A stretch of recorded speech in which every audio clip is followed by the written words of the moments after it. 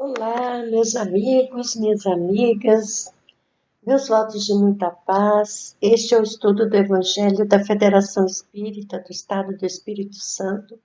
Estamos estudando o Evangelho segundo São João. Queremos manter contato diretamente com o texto bíblico e o nosso objetivo é compreendê-lo pela análise dos versículos à luz do Espiritismo. Hoje, prosseguindo o estudo do capítulo 12, vamos analisar os versículos de 20 a 28. Nessa passagem, vamos ver que Jesus sabia o que lhe aconteceria a seguir. Ele sabia que seria crucificado e procura transmitir um ensino importante sobre a morte. Vejam, acompanhem conosco este estudo. O texto bíblico diz o seguinte: havia, porém, alguns dos que sobem para adorar na festa. E estes, então, foram a Filipe, o de Betsaida da Galileia, e pediram-lhe, dizendo: Senhor, queremos ver Jesus. Foi Filipe e disse a André. Foram André e Filipe e disseram a Jesus. Jesus respondeu-lhes dizendo: chegou a hora para que o Filho do Homem se transubstancie.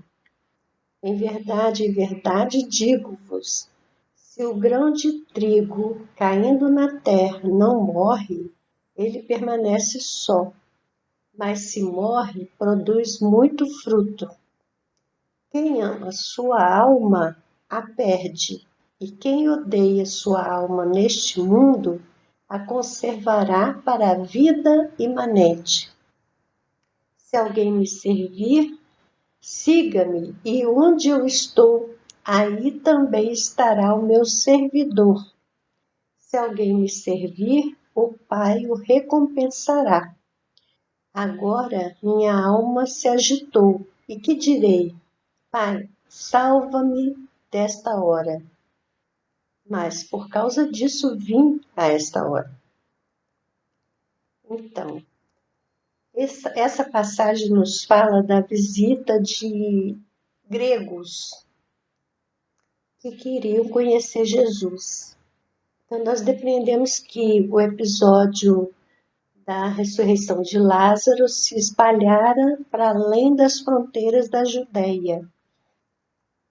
E esses gregos procuraram a intercessão de Filipe e de André para poder chegar a Jesus. Isso acontece em Jerusalém e é naquela época mesmo do ano 33 que já se avizinhava a Páscoa para acontecer todo o episódio da crucificação. Então, essa passagem é interessante que Jesus recebe os gregos e dialoga com eles. O texto dos registros bíblicos são textos sempre resumidos, então nós temos que completar o entendimento da narrativa, porque naquele tempo eles tinham muita dificuldade para produzir textos escritos.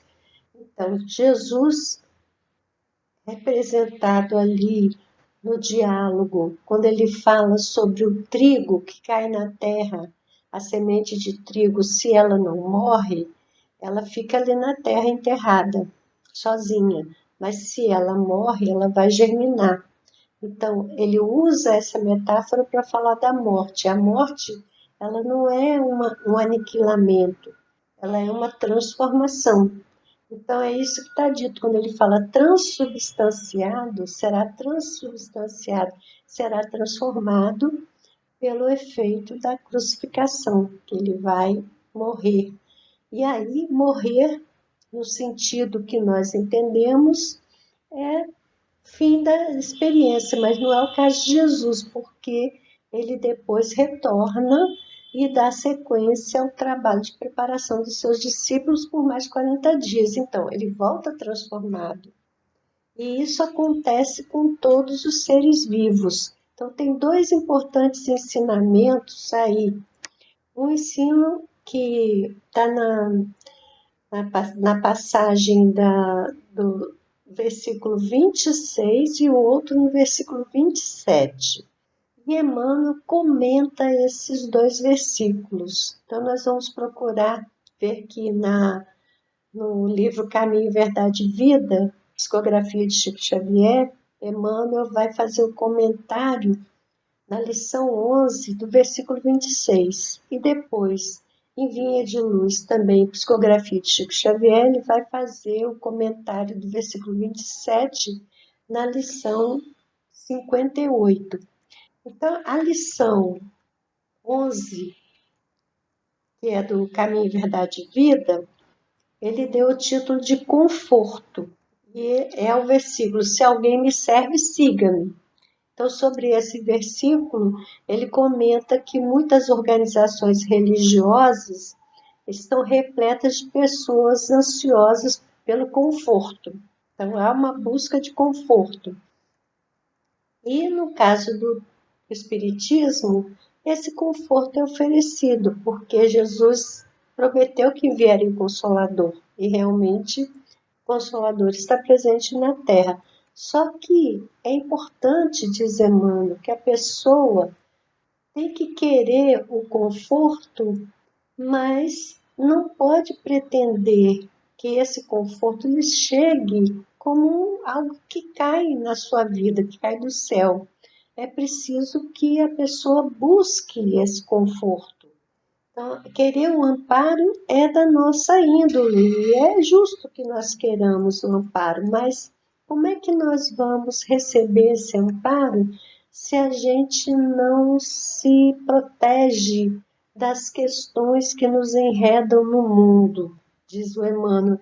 Ele diz assim, e essa parte é muito interessante: conforto espiritual não é como o pão do mundo que passa mecanicamente de mão em mão para saciar a fome do corpo, mas sim como o sol, que é o mesmo para todos, penetrando, porém, somente nos lugares onde não haja feito um reduto fechado para as sombras, onde não se haja feito um reduto fechado para as sombras.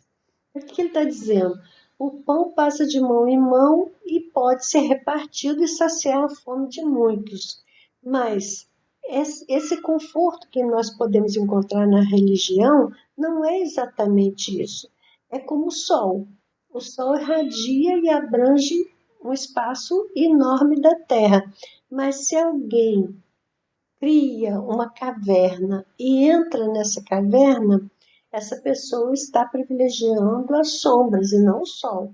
Então é preciso que a gente se esforce para estar disponível para os raios do sol. Isso que ele quis dizer.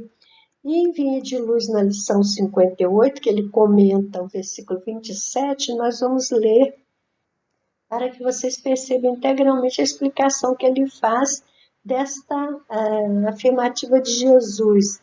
Pai, salva-me desta hora, mas para isto vinha essa hora. Então, Emmanuel comenta assim: a lição de Jesus nesse passo do Evangelho é das mais expressivas.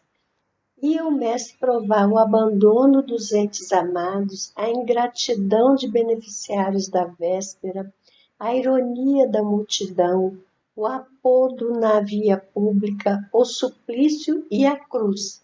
Mas sabia que ali se encontrava para isto, consoante os desígnios do Eterno. Pede a proteção do Pai e submete-se na condição de filho fiel. Examina a gravidade da hora em curso, todavia reconhece a necessidade do testemunho. E todas as vidas na Terra experimentarão os mesmos trâmites na escala infinita das experiências necessárias. Todos os seres e coisas se preparam considerando as crises que virão. É a crise que decide o futuro.